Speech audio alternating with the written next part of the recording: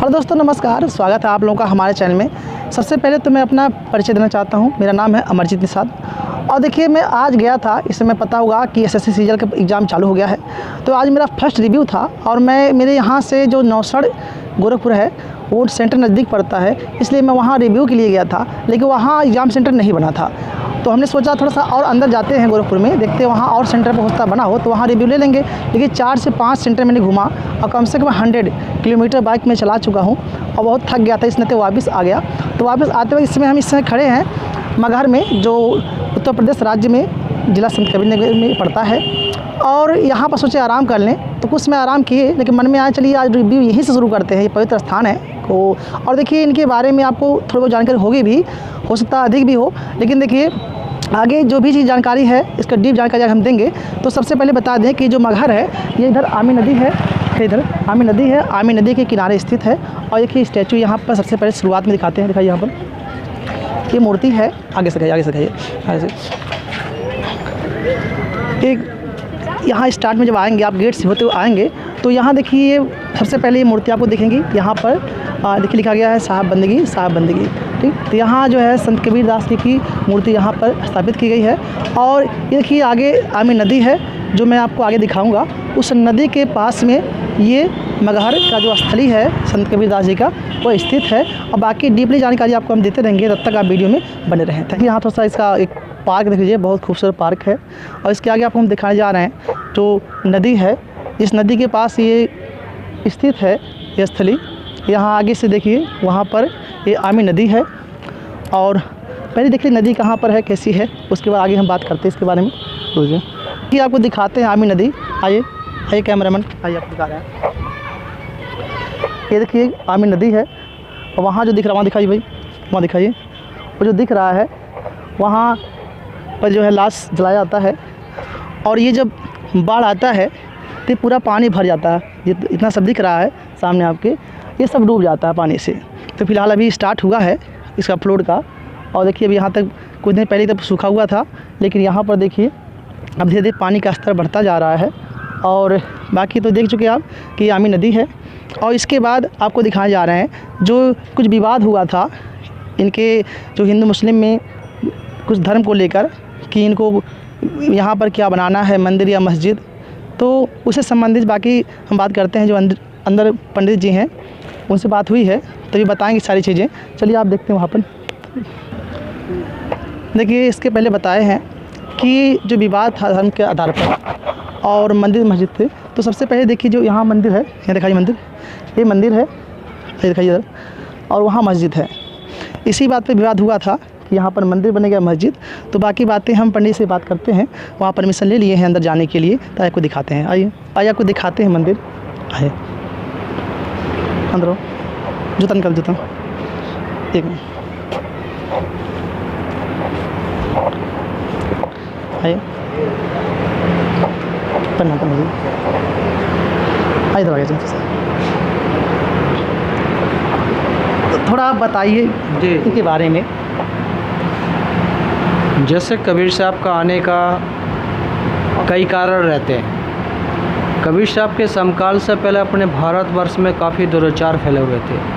कुछ लोग जाति के नाम पर लोगों को सता रहे थे, कुछ धर्मों के नाम पर सता रहे थे, कुछ लोग कर्मकांड के नाम पर सता रहे थे, कुछ लोग तलवार के बल पर सता रहे थे, और कुछ लोगों ने भगवान को एक अपना एक गुलाम बना लिया था कि कुछ ही लोग भगवान की पूजा कर सकते हैं। तो उस समय कबीर साहब मानवता का संदेश देने के लिए, और कि भगवान किसी का गुलाम नहीं, भगवान की पूजा कोई भी कर सकता है, और भगवान एक मंदिर में नहीं बैठा, हर जगह भगवान है। तो उस पाखंड को ख़त्म करने के लिए कबीर साहब अपनी ज्ञान शक्ति से लहरतारा नामक तालाब में प्रकट होते हैं। जो नीरो नीमा दंपत्ति जुलाए उनको लहरतारा से प्राप्त करते हैं, वो वही कबीर चौरा बनारस से उनका पालन पोषण करते हैं। वो कबीर साहब देश दुनिया प्रचार प्रसार का मुख्य केंद्र उनका बनारस से रहता है। इधर कैसे आते हैं या इस क्षेत्र का नाम मगहर क्यों पड़ता है? कबीर साहब के आने से पहले इस परिक्षेत्र में बौद्धिस्ट संत लोग ज़्यादा रहते हैं, बौद्ध भिक्षुक, जो बोध गया से लुम्बिनी, कुशीनगर, अयोध्या, गोरखपुर इस परिक्षेत्र में आते जाते रहते हैं। इस थोड़ा सा पंडित जी ये बताइए, इससे इसका नाम मगहर ही था या इसके पहले कुछ और था? जो मगहर पड़ा है कुछ और था क्या? उस समय ये गोरखपुर गांव में लगता था, क्योंकि जब बौद्धिस्ट लोग इस क्षेत्र में आते जाते रहते थे बोध गया से लुम्बिनी के लिए, तो इधर के लोग उन संतों को परेशान करते थे।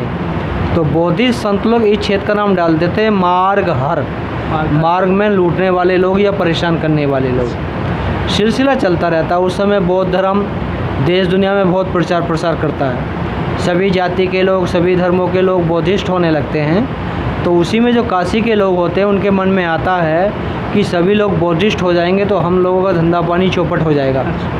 तो लोगों के मन को कन्वर्ट करने के लिए और काशी की तरफ आस्था जोड़ने के लिए उसमें एक शब्द का प्रयोग करते हैं कि जो काशी मरेगा मोक्ष पाएगा, जो मगर मरेगा नरक जाएगा। काशी के लोग इसको नरक बता देते हैं, या अगले जन्म में मरकर कुत्ता या गधा बनेगा।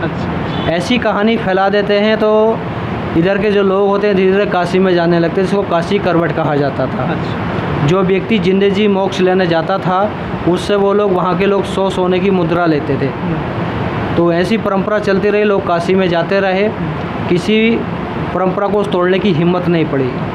उससे पहले यहाँ पर और संत लोग भी आए कबीर साहब के आने से पहले इस परिक्षेत्र में। तो उन्होंने पानी मांगा, पानी की जगह उनके बर्तन में मिट्टी या धूल भर के दे दिए। इधर के जो पशु चराने वाले चारागाह लोग हुए, तो उन संतों के मुख से शब्द निकल गया कि आज से क्षेत्र में सूखा पड़ेगा या धूल उड़ेगा। उस समय के बाद इस क्षेत्र में धीरे धीरे वर्षा कम होने लगा। काफ़ी उपचार किए गए सभी धर्मों के अनुसार, लेकिन वर्षा नहीं हुआ। फिर यहाँ का जो राजा होता है बिजली का पठान, जनता दरबार लगाता है, उसमें सभी परंपराओं के संत लोग आते हैं। तो संत लोग कहते हैं भी हम लोगों में इतनी शक्ति नहीं जो हम वर्षा करा सकें, लेकिन काशी में कबीर साहब रहते हैं, अगर उनके पास जाएंगे कुछ न कुछ समस्या का निदान हो जाएगा। यहाँ का जो राजा होता बिजली का पठान अपने साथियों साथ ले कबीर चौरा बनारस जाते हैं और पूरी यहाँ की व्यवस्था बताते हैं। तो कबीर साहब कहते हैं भी हमारे चलने से या वहाँ रहने से वर्षा हो सकता है, तो हम अवश्य चलते हैं। तो जैसे कबीर साहब काशी से मगहर के लिए चलते हैं, उस समय के काशी के लोग वही बात कबीर साहब के सामने रखते हैं कि आपका वृद्ध शरीर है और आप उस क्षेत्र में जा रहे हैं, लोग मरने के बाद नरक जाते हैं, उस मातृभूमि को छोड़कर लोग मरने के बाद स्वर्ग जाते हैं या मोक्ष पाते हैं। अच्छा, ऐसा मानना था कि यहाँ पर मरने पर नरक मिलेगा, जब काशी में जाएंगे वहाँ मरते हैं तो स्वर्ग मिलेगा, ऐसा मानना था। तो यही बात वहाँ के काशी के लोग कबीर साहब के सामने रखते हैं। तो कबीर साहब चिंतन करते हैं, कहते हैं अगर कोई अनपढ़ व्यक्ति कहे, कोई बच्चा कहे तो मानना ठीक है, जो लोग वेद शास्त्र गीता जानते हैं वो भी इतने बड़े अंधविश्वास में हैं, तो आम समाज कहाँ जाएगा। तो कबीर साहब चिंतन करते हैं, कहते अगर इन लोगों के अनुसार मैं भी अपना काशी में शरीर त्यागा, मेरे जाने के बाद काशी के लोगों के मन में भ्रांति फैला देंगे कबीर साहब भी मुक्ति पाने के लिए ही काशी में शरीर त्यागे।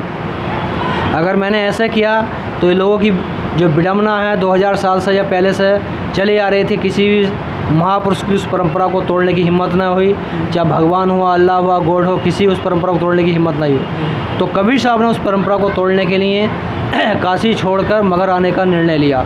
और वहाँ से चलने से पहले एक वाणी बोले कबीर साहब, क्या काशी क्या ऊषर मगर जो हृदय राम बसो हो मोरा, जो काशी तजे कबीरा तो राम ही कौन नहीं हो रहा। कबीर साहब कहते भी जिसने हृदय से राम को जाना है कहीं मरेगा मोक्ष पाएगा, जिसने राम को जाना ही नहीं काशी में मर के भी नरक ही जाएगा। तो कबीर साहब कहते हैं अगर काशी में मरने से मोक्ष मिलता है तो मुझे ऐसी काशी की कोई ज़रूरत नहीं है। तो कबीर साहब उस पाखंड को ख़त्म करने के लिए, भक्ति की शक्ति को दिखाने के लिए काशी छोड़कर मगहर आते हैं। सबसे पहले यहाँ से 2 किलोमीटर दूर कबीर धुनी है, वहीं पर कबीर साहब ठहरते हैं। तो कबीर साहब का नाम सुनकर गौरपीठ के गोरखनाथ संत भी आते हैं, जो वर्तमान में उस समय रहे होंगे। तो गोरखनाथ जी के मन में आता भाई ये लोग काशी से कबीर साहब को बुला के लेकर आए, हमारे पास नहीं आए पानी तो हम भी दे सकते थे। कबीर साहब उनकी भावनाओं को समझ जाते हैं। जैसे जनता कबीर साहब के पास आती है तो जनता से कबीर साहब कहते हैं भाई आगे आपके पास में योगी जी आए हैं, गोरखनाथ जी उनसे विनती निवेदन कीजिए, पानी की व्यवस्था कर देंगे। जनता जाती है, गोरखनाथ जी से अनुरोध करती है, तो गोरखनाथ जी अपनी ज्ञान शक्ति से पैर लगाते हैं, कुछ पानी की शोध क्रिया चलता है। तो जनता कहते हैं भाई इतने पानी से पूरे समाज की व्यवस्था नहीं हो सकती। तो गोरखनाथ जी कहते हैं जितने मेरे अंदर शक्ति थी लगा दी है, मैं कुछ नहीं कर सकता। उसके बाद फिर जनता फिर कबीर साहब के पास आती है, गोरखनाथ जी की पूरी वार्ता बता देती है। तो कबीर साहब अपने ध्यान में जाते हैं, अपने ध्यान शक्ति के आधार से वर्षा कराते हैं। इतना वर्षा होता जो नदी नाले सूखे रहते हैं, या ये आमी नदी सूखा रहता है, उसमें पानी रीति चलने लगता है। उस समय के बाद इस क्षेत्र में वर्षा प्रारंभ हो जाता है। फिर वहाँ पर 5 संतों का मिलन होता है, कबीर साहब, नानक साहब, गोरखनाथ, केशवदास, संत रविदास। और जब से कबीर साहब इस आमी नदी को बहाएं 508 साल से आज तक ये आमी नदी सूखा नहीं है, पानी भले से कम बढ़ती होता रहता है। उसके बाद फिर कबीर साहब अपने इधर आते हैं, यहाँ ऊंचा टीला देख कर झोंपड़ी बना कर रहने लगते हैं। संत जन भक्तजन उनसे मिलने के लिए आते जाते रहते हैं। जब ज़्यादा भीड़ भाड़ होने लगते तो पीछे कबीर गुफा है, जब कबीर साहब बैठ कर अपना आत्मचिंतन करते हैं, ध्यान करते हैं। जब उनका जाने का समय होता तो पूर्ण तिथि बता देते हैं। जो ज्ञानी संत होते हैं, ज्ञानी भक्त होते हैं, उनको अपनी ज्ञान ऊर्जा से पता चल जाता है किस दिन मेरा शरीर छूटेगा। अच्छा, पहले ये था कि उनको अपनी मृत्यु के बारे में जानकारी हो जाती थी पहले से ही। हाँ, आज भी हो जाएगी अगर हम उस लेवल पर जाएंगे तो बता देते हैं। तो कबीर साहब की उस पूर्ण तिथि पर बनारस के राजा वीर सिंह बघेल भी आ जाते हैं, बिजली खां पठान भी आ जाते हैं, अन्य संतजन भक्तजन भी उपस्थित होते हैं। तो कबीर साहब सबसे मिलते हैं, वार्ता होता है। कबीर साहब कहते भी जब तक झोंपड़ी के अंदर से आवाज़ आता रहे, जब तक झोंपड़ी नहीं खोल के देखना, जब आवाज़ आना बंद हो जाए तो झोंपड़ी खोलकर देख लेना। ऐसे ही होता। कबीर साहब अंदर चले जाते हैं, झोंपड़ी बाहर से बंद करा देते हैं। जब तक लोगों को लगता है कबीर साहब जीवित हैं, कोई विचार नहीं किया जाता। जब लोगों को लगता है कबीर साहब चले गए तो खोलने का विचार किया जाता है। तो खोलने से पहले ही दोनों धर्मों में उनके संस्कार को लेकर विवाद खड़ा हो जाता है। अच्छा सर, ये कह रहे हैं पंडित जी कि जो ये फूल से संबंधित कुछ बातें थी, क्या ये सही है? जो इतिहास में बताया गया है तो वो जैसे जब दोनों में विवाद हो जाता है कि अब जो युद्ध में जीतेगा वही उनका संस्कार करेगा, दोनों लोग आपस में तलवार लेकर तैयार हो जाते हैं। तो उसी परिस्थिति में आकाशवाणी होता, खोलो पर्दा है नहीं मुर्दा, युद्ध मिथ्या तुम कर डाली। तो झोंपड़ी खोलते तो फूल और चादर मिलता है, शरीर नहीं मिलता। उसी से हिंदू राजा यहाँ पर समाधि मंदिर स्थापित कर देते हैं और मुस्लिम राजा उधर मजार स्थापित कर देते हैं। झगड़ा दोनों को समाप्त हो जाता है, जिसको कबीर साहब ने भजन में भी कहा है, जो कि तो दर्दीनी चंदरिया झीनी रे झीनी, जो मिले जो कबीरा पानी मिले धूरे काहे मिले रे कबीरा। जो व्यक्ति परम तत्व में लीन हो गया तो फिर मिट्टी में काहे मिलेगा। तो कबीर साहब अपनी ज्ञान शक्ति से आए, अपनी ज्ञान शक्ति से अंतर ध्यान हो गए। तो कबीर साहब भी ऐसे महापुरुष हुए हैं जिनकी एक ही महापुरुष की 2 समाधि हैं, हिंदू धर्म के अनुसार भी, मुस्लिम धर्म के अनुसार भी। क्योंकि कबीर साहब ने मानवता का संदेश दिया और कबीर साहब ने बाहर के भगवान को ना ढूंढकर अंदर के भगवान को खोजने की कोशिश कही। कबीर साहब ने कहा कि ये मन निर्मल भया जैसे गंगा नीर, पाछे पाछे हरी फिरा कहत कबीर कबीर। जो भी जिस परंपरा में रहता है वो व्यक्ति अगर उस परंपरा के सात्विक विचारों को ग्रहण करेगा तो उसको हर जगह ज्ञान प्राप्त हो जाएगा। सात्विक विचारों को ग्रहण नहीं करेगा तो उसको कहीं भी ज्ञान प्राप्त नहीं हो सकता। बहुत बहुत धन्यवाद आपका, हमको समय इतना दिए। आइए आपको कबीर चौरा इधर आइए।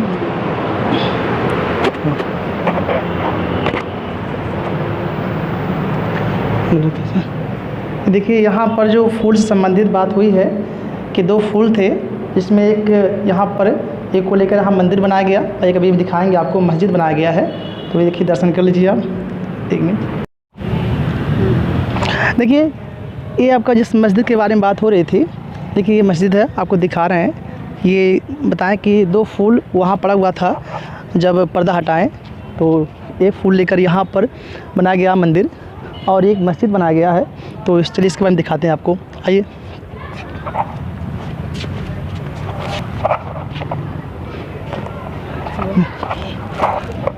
ये मस्जिद है और वो रहा आपका मंदिर है, ठीक। तो अभी इसके बारे में जो गुफा के बारे में बात हुई है कि यहाँ पर एक गुफा है। चलिए पहले गुफा आपको दिखाते हैं, जहाँ जिस गुफा के बारे में बात किए हैं पंडित जी, उसको आपको दिखाते हैं। चलिए बंद करिए। हाँ ना, हाँ, देखिए जिस गुफा की बात हो रही थी वो गुफा आपको हम दिखाने जा रहे हैं। आइए, ये गुफा है जिसमें कबीरदास जी इसमें लास्ट समय में थे। आइए इनके बारे में यहाँ देखते हैं। यहाँ पर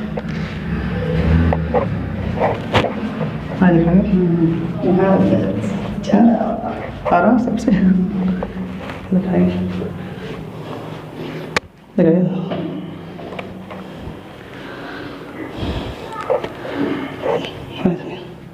ये वो स्थान है जहाँ पर लास्ट में अपना बिताए थे कबीरदास जी।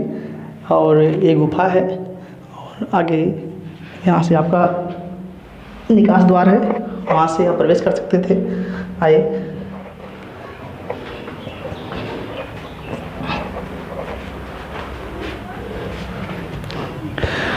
तो ये था कबीरदास जी के बारे में जो भी जानकारी थी आपको दिए, और बाकी सब तो आप देख ही चुके हैं। और इधर आगे आपके पार्क हैं साइड साइड से, इधर आपकी आमी नदी है जिसके बारे में बात हुई है। और चलिए बाकी जो भी चीज़ दिखा दी हमने, अगर वीडियो पसंद आए तो लाइक शेयर सब्सक्राइब जरूर कीजिएगा, और प्लीज़ कोई बुरा कमेंट ना कीजिए। एक पवित्र स्थान है जिसको हमने दिखाया है, जो है कबीरदास जी के बारे में, संत कबीरदास के बारे में जो है ये अच्छे से दिया गया। तो आगे इस बोर्ड को अच्छे दिखाइए, सब साफ आ रहा है, क्लियर है। हाँ, और यहाँ देखिए इधर लगा हुआ है कबीरदास जी की साधना गुफा, ये बोर्ड दिखाइए। और बाकी इनके दोहे हैं, ये सब देख सकते हैं आप, साफ आ रहा है, क्लियर कर लीजिए। उसके बाकी तो गुफा आपको दिखाई दिए है, और वहाँ सती माता तो वहाँ पर ही स्थान है, दिखा दीजिए बढ़िया से। हाँ, ये देखिए सब चीज़ है, हो गया। चलिए बंद कर दीजिए।